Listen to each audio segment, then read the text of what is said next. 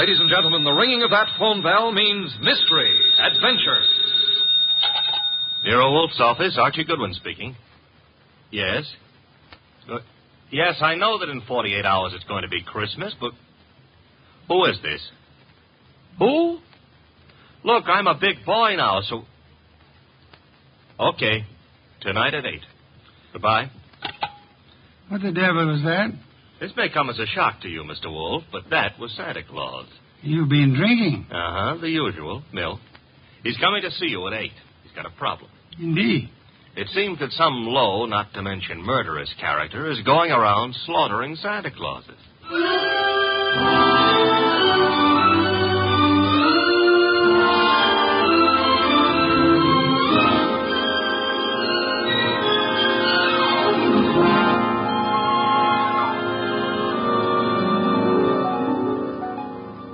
Ladies and gentlemen, it's the bulkiest, balkiest, smartest, and most unpredictable detective in the world.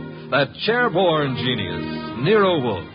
Created by Rex Stout and brought to you in a new series of adventures over this NBC network in the person of Mr. Sidney Greenstreet.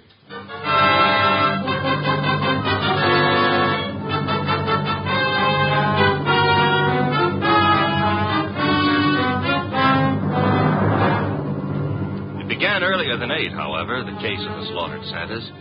It began, to be precise, on the corner of 34th Street and Carlisle.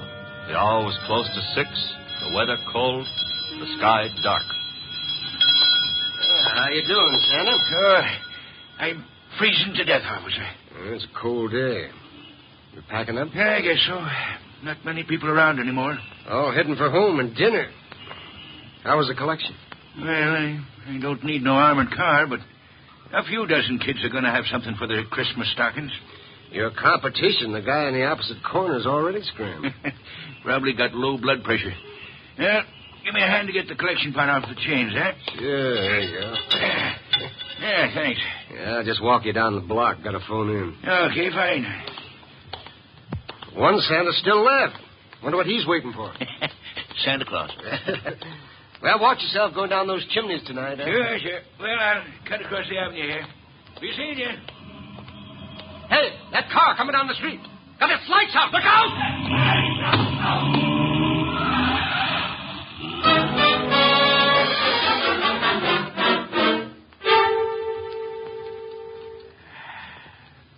Hey, Peg.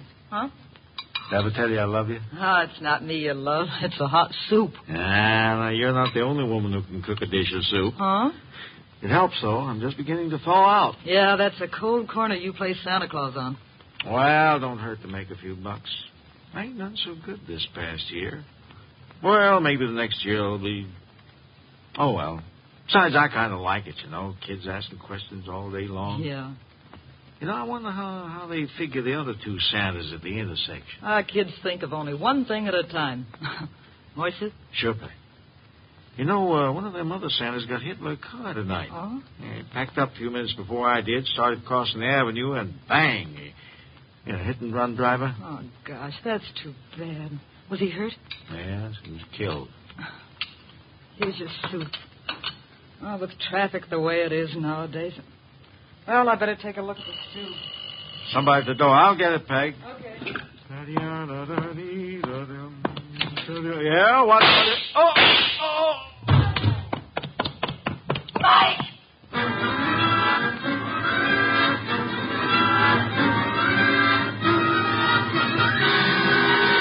Wolfe? Yes, Archie? I've been thinking. Good heavens. Oh, I admit it won't bring about a national emergency, but, Mr. Wolfe, Christmas is only a couple of days away. If you're hinting about your present... No. I was just imagining you behind a team of reindeer. Your imagination is morbid. You'd make a wonderful Santa Claus. Phooey. You got the perfect build for it. Of course, that's for character. Archie. Yeah? Can you picture me scrambling down a chimney? Well, they might have to build bigger chimneys, but... Bah. There's that, too. However... That is the front door. True. I was thinking... You might see who it is. Well, if nobody's been lying to me on the phone, that'll be Santa Claus. Let him in. But I haven't decided what I want for Christmas yet, Mr. Wolfe. For example, should she be blonde or brunette, tall or short? Archie. On my way. Good evening. I dislike dawdling on anyone's doorstep. Well, stop dawdling. Come in, please. Mr. Wolfe has been warned of my arrival? He has. Through here. Mr. Wolfe, this is Santa Claus? My name is Barton, John Barton. How do you do, sir? I have no time for the social graces, Mr. Wolfe. I'm about to be murdered. Hardly in my house. I have objections. I'm a frightened man, Mr. Wolfe. Indeed. This costume you see me in is responsible for it all. Why are you in it? I had a notion it might be, well, entertaining to play Santa Claus in public. I'm a wealthy man, sir. I can afford to have whims. Therefore, I have assumed this masquerade. However, it apparently is going to be the death of me. Mr. Barton, you have adequately conveyed an atmosphere and an emotion. I suggest you concentrate on facts now. Very well. I have been acting as Santa Claus for the Tuberculosis Fund. My station is the corner of 34th Street and Carlisle Avenue. I might add the northeast corner. Why? Because at that intersection there have been two other Santa Clauses. One on the southeast corner and one on the southwest corner. 3 Santa Clauses, then, on 3 corners. Yes. Now then, earlier tonight, the man on the southwest corner started home. He was crossing the avenue when he was run down and killed by an automobile. A regrettable accident. The car was running without lights. It deliberately ran the fellow down and then vanished. Not an accident, Mr. Wolfe. You saw this yourself? I did. 1 Santa Claus dead. The man on the southeast corner got home all right. According to the radio news flash, that's where he was killed by bullets. Coincidence? Possibly, but I wouldn't want to risk my life on the chance. This is Friday night. In the nature of things, you would have made 2 more appearances. Very well, Mr. Barton. I'll write you a check as a retainer, then hurry along home. I'm late now. No. I beg your pardon. You will neither hurry home nor notify anyone at your home of your whereabouts. But you will remain here until such time as I think it's safe for you to leave. The house is well guarded. I can't do that. In which case, I cannot accept you as a client. I fail to understand. Mr. Barton, it is very easy to murder someone. Avoiding the consequences of such an action is something else again. However, I'm assuming that you're not primarily interested in what happens to your murderer after you're dead. Of course not. Therefore, you will remain here. Archie? Yep. First, the corner of 34th and Carlisle, a complete report. But that's nonsense. The corner will be deserted now. Mr. Barton, you're hiring my intelligence. You therefore permit me to use it as I see fit. A complete report, Archie? Right, sir. You will then visit Inspector Crane at headquarters. You will, in whatever manner you find effective, collect all the police information about the 2 already murdered Santas. Fine. The manner, I think, will be applying a blowtorch to the inspector's toes. Your levity is ill-timed. The inspector is likely to throw me out of my ear. Your problem. My ear? And on your way home, you might stop in at Mr. Barton's place. I don't see any purpose in that. Mr. Barton, there is a basic problem to which we must find an answer. Whether those 2 men were murdered because they were Santa Clauses, or because their deaths were merely preliminaries to yours. Archie, I suggest haste. Yes, sir. And avoid blondes. I would like you to be home in time for Christmas.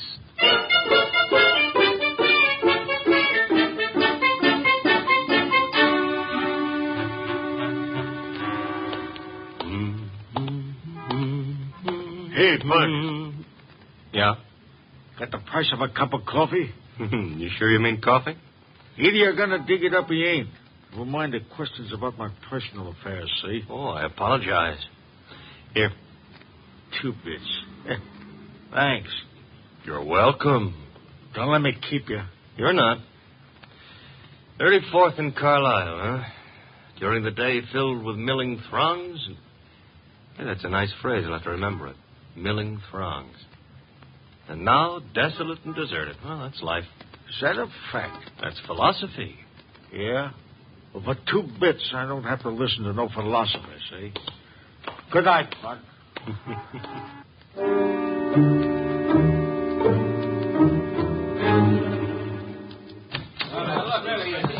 Uh-oh. The inspector's got company. If all you reporters will shut up and ask your questions one by one, I'll answer. Inspector Kramer, it's true a couple of Santa Clauses have been knocked off tonight? It's true that 2 men who have been employed as Santa Claus by charitable organizations have been murdered, yes. Any connection between those 2 guys, or does somebody just hate Santa Claus? Well, so far as we know, there is no connection. That means it could be maybe some kind of maniac who decided he doesn't like Christmas or Santa Claus. Is that right? The department is investigating along those lines. Like how? Well, we're checking all the local asylums for possible escaped lunatics. Yeah, but, Inspector, suppose this nut has never been in an asylum. That'll be all, boys. Oh, but listen now. I said that'll be all now. Anything new comes in, you'll get it, understand? Goodwin. Hello, Inspector. I spotted you coming in. What happened? You decided to reform and got a job on a paper? Nope. I'm a public-spirited citizen, that's all. Yeah, I could add a few things to that description with practically no strain at all. Mr. Wolfe and I are very sentimental about Christmas. We object to Santa Claus being killed. Nuts.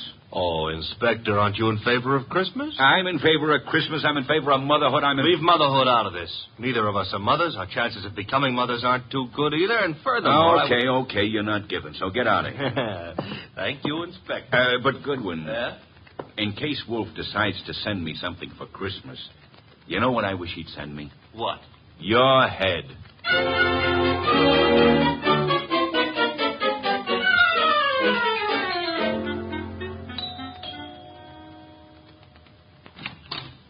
Well, Oh.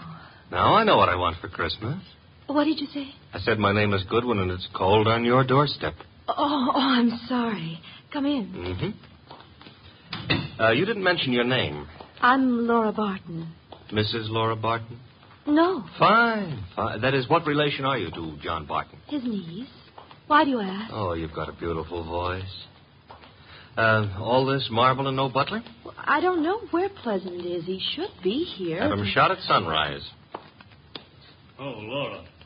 Oh, Wayne, this is Mr. Goodwin. I never heard of him. What does he want? Well, I don't know. Wayne what? Stevens? Uh-huh. Friend of Mr. Barton? Half-brother, but we seem to be doing all the answering. How about your answering some questions, Goodwin? I'll try. Come into the library.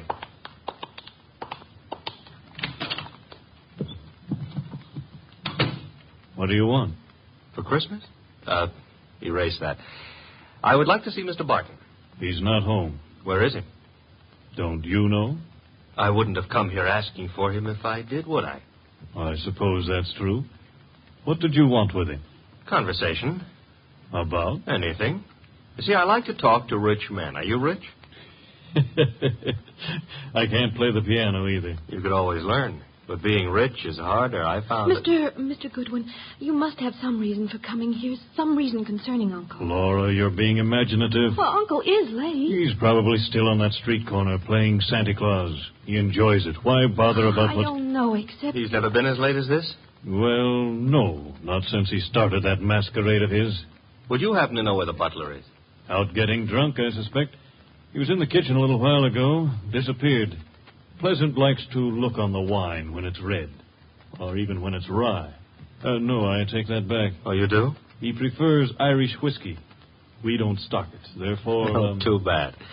I better run along. Good night, Mr. Stevens. Miss Barton. Good night. I'll see you out.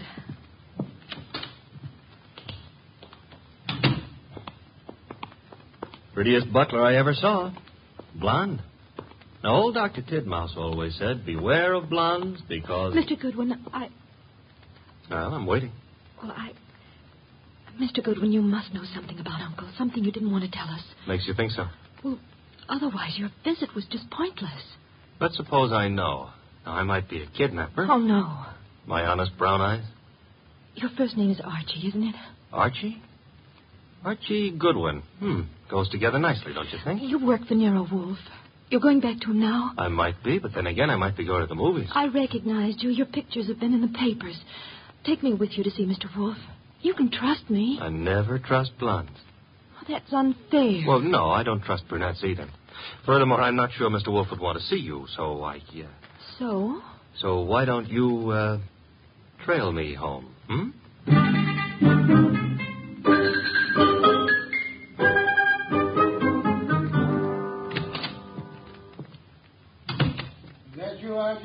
Archie? Where's Santa Claus? Guest room. He was tired. I've been trailed home. Indeed? By a blonde. Phooey. All right, I admit I didn't make any strenuous effort to shake her off, but she trailed... Where is she? Outside. Good. Your report. Oh, but she might freeze to death out there. That's her problem. Your report, Archie. It's short and simple. It would be simple. I haven't got time to resent that. A blonde is dying. As for the report, corner of 34th and Carlisle is a very quiet spot at night. No one was around, but a bum who got into me for a quarter. For coffee, he said. You will not put that quarter on the expense account. Stop worrying. That was a private gesture. There were 4 corners. Corner number 1 had a dress shop on it. Corner number 2, a drugstore with a beautiful redhead in the window making with a hair rinse.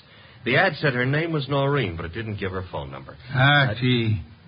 Third corner was devoted to a shoe store, and the 4th corner had a bank on it. A bank? Kind of thought we'd have a pause at that point. Mean something? Inspector Kramer's information consisted of... Oh, you're being coy. Kramer furnished the information the police could find no connection between the 2 murdered Santas. Except for the fact that they were both playing Santa Claus. Well, isn't that a little on the obvious side? This is an obvious case. The Barton home, Archie. Marble and old lace. The butler, his name is Pleasant, was among those missing. Among those present, Laura Barton, the old man's niece, and Wayne Stevens, his half-brother. Ah. Yeah, only for Laura. Stevens was not at all pretty. It was Laura Barton who followed you here. It was Laura. Archie, go upstairs and... Oh, now, wait a minute. The girl, the weather, common humanity demands that you have... Louis, you speak for yourself, not humanity. I'm human. On occasion, a debatable point. Very well. Let her in. Ah, thanks. Laura, yes? Come in. Laura Barton, Mr. Wolfe. How do you do? How much money do you inherit on the death of your uncle? What? That is known as the shock treatment. However, I need an answer. Oh, Uncle isn't dead, is he? That, for the moment, is irrelevant. How much? Half his estate. The other half? Wayne, Uncle's half-brother. Very well. Archie, will you go upstairs and inform Mr. Barton that his niece is here? Uncle is here? On my way.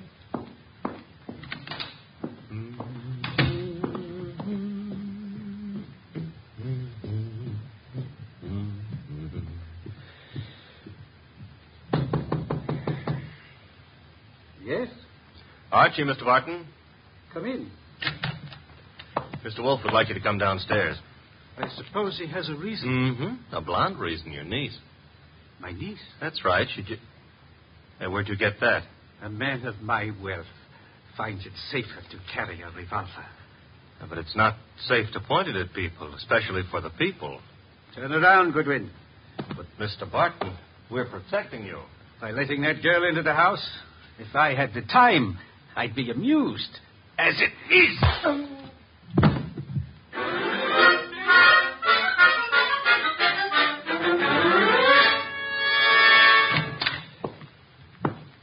Archie, you been drunk? Good heaven. Uh-huh. Santa Claus came early. Your head. Which one are you referring to, my own or the one Santa gave me? You had better sit. No, I had enough trouble getting up a little while ago. I'm staying out of any positions in which I might have to do that again. Mr. Barton is among the missing. Indeed. Mm-hmm. Hit me on the head and used the back exit. I checked with Fritz in the kitchen on the way here. He offered a reason for his peculiar behavior? Laura Barton. So? I don't understand. Uncle wouldn't do... Uncle apparently has. He also, would appear, fancies himself in costume. Well, he used to be very much interested in the stage. He acted for a while a long time ago till the family objected. Archie? Got it. Nero Wolfe's office, Archie Goodwin speaking. You recite very nicely, Goodwin. This is Kramer. Let me have Wolfe, huh? Mr. Wolfe? Inspector Kramer. Yes, Inspector? The papers haven't been carrying it, Wolfe, but you're working on the Santa Claus case, aren't you? Possibility? You didn't send Goodwin down to headquarters on a possibility. Never mind. We're working on a line down here, Wolfe. Now, look, if it doesn't strain your professional ethics, you might be able to help. How? There's a bank on the corner of 34th Street and Carlisle. We got the thought that suppose a gang was preparing to take that bank tomorrow morning. Those Santa Clauses have been on the corner for nearly a week now. They might have noticed something about the bank's routine, guards or what have you, that could interfere with the gang's plan. A mighty ingenious and imaginative thought, Inspector. Hey, you didn't say yes or no. I have at the moment no opinion. That's all you're going to give us? At the moment. However, Inspector, in a very little while I shall give you, the murderer. Archie, Miss Barton will remain here. As for you, Yeah? you'll return to 34th Street and find our coffee-loving friend. You will persuade him in whatever manner you think best to return here with you. Huh? Yes. You know, I think it possible you may be able to put that quarter on the expense account after all.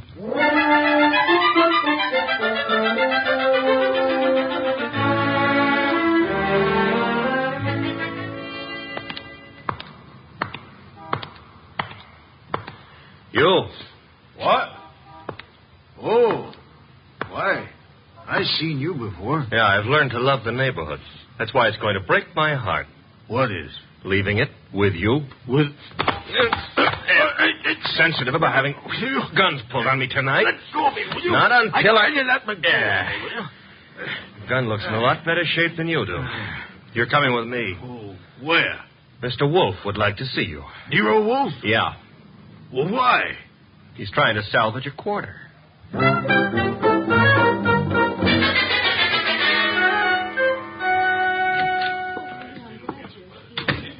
Archie. Uh-huh. Complete with, he wouldn't give his name. He did have a gun to it, though. This one. Yes. Archie, you know Miss Barton, of course? Hi. And Mr. Stevens?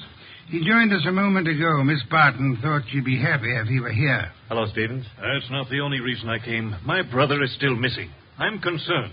Yes. You, sir, will you sit down? Watching people stand makes me uncomfortable. I don't have to. You do. Archie is stronger than you are. All right. That's better.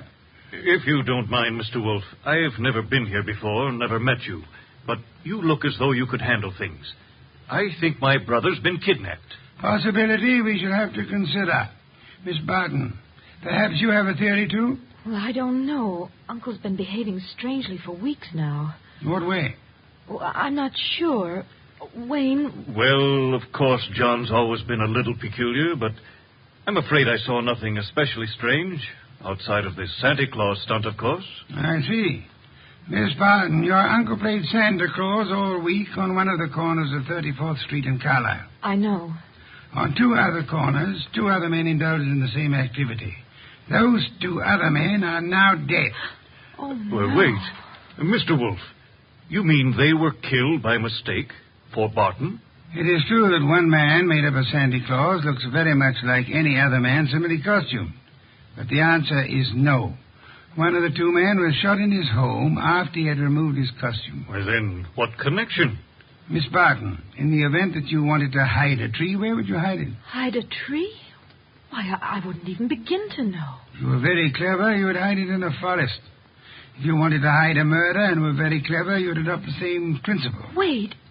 You mean that if someone wanted to kill Uncle and didn't want to be suspected, he'd... Go about murdering several people with an ostensible, if lunatic, reason.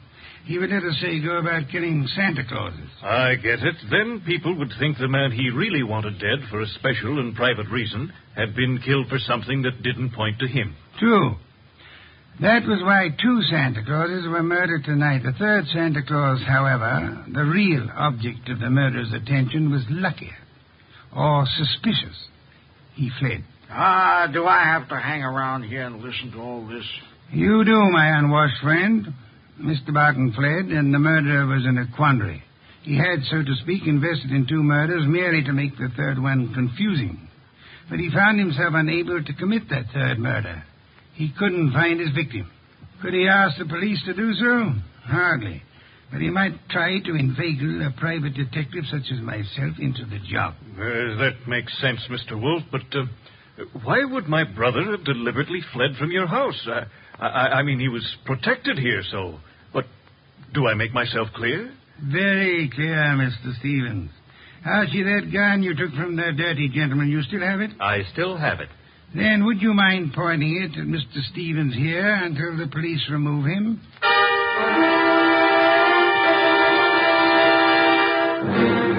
All right, come along, Stevens. Well, that's the end of Mr. Stevens. Inspector Kramer will take good care of him from now on. But now, Mr. Wolfe, Laura and me and the refugee from a washcloth over here would still like to know how and why and who was involved. I knew two people had a motive for John Barton's death. Laura Barton and Wayne Stevens. One of them proceeded to kill Santa Clauses in the hope that the police would assume those killings to be the work of a lunatic. The paper certainly hopped on that assumption. Yes. However, John Barton, aware that his life was in danger, escaped his murderer and hid. In this house? No. A man in Santa Claus costume came here and said he was Barton. However, he was an obvious imposter. He proved that by his flight when his niece came here. You mean he could fool you, but he knew he wouldn't be able to fool me, so... Precisely, therefore, was not Barton. Who was it? Who else had disappeared at the propitious moment? The butler, Pleasant. True. I distrust coincidence. Stevens needed an accomplice, hence he sent Pleasant here. And Pleasant would give you a song and dance about Barton's danger and then scram. You'd start investigating, discover Barton was missing, try to find him, and lead Stevens to his victim, huh? I frustrated that part of the plan by insisting on Pleasant's remaining here, which he did until... That part of it's fine. But how did you choose between Laura and Stevens? It was Stevens who knew, without being told, that Barton had been in this house and had fled from it. Yeah. You yourself mentioned that Stevens had only been here a moment, so you hadn't told him. Obviously, the butler phoned him as soon as he had hit you over the head and escaped. Furthermore, the butler masquerading as Barton had attempted to throw suspicion on Miss Barton. That convinced me of her innocence. Well, you've done it again, Mr. Wolfe, except for one minor detail. You're not very successful at irony, Archie. What minor detail? Where is Barton? In this house. Huh? When did that happen? You arrived home with the gentleman sitting near you. The bum? Wait a minute. This I ought to be able to figure out myself. Laura said Barton used to be an actor. That's item one, huh? Yes, Archie. Also, why is a supposed tramp hanging around a deserted intersection for handouts? The answer is he wasn't. He was keeping an eye out for trouble he knew was after him. Oh, so it turns out I gave a quarter to a millionaire. Uncle, your uncle. Oh, that is... I know, my dear. Yes, I'm Uncle. I did rather a decent job, didn't I? No one recognized me. Except, of course, you, Mr. Wolfe. Not recognition, Mr. Barton. Logic. Archie, open some beer for us. Yes, sir. Logic, eh? Well, whatever it was, Mr. Wolfe, I owe you a good deal. How can I ever repay you? Oddly enough, the answer is simplicity itself. Make out a check.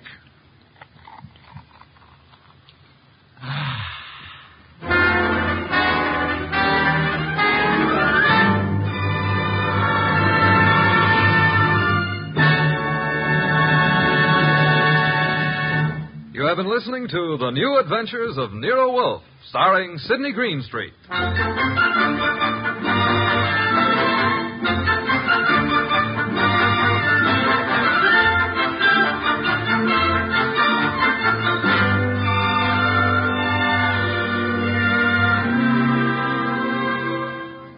Tonight's transcribed story was based on the characters created by Rex Stout. This is an Edwin Fadiman program produced and directed by J. Donald Wilson. In the cast were Larry Dobkin as Archie Goodwin, and Howard McNear, Grace Lennard, Vic Rodman, Herbert Butterfield, Bill Johnstone, Gene Bates, and Bob Bruce. Next week at this same time, Nero Wolfe and Archie will bring you The Case of the Bashful Body. Don Stanley speaking. 3 chimes mean good times on NBC.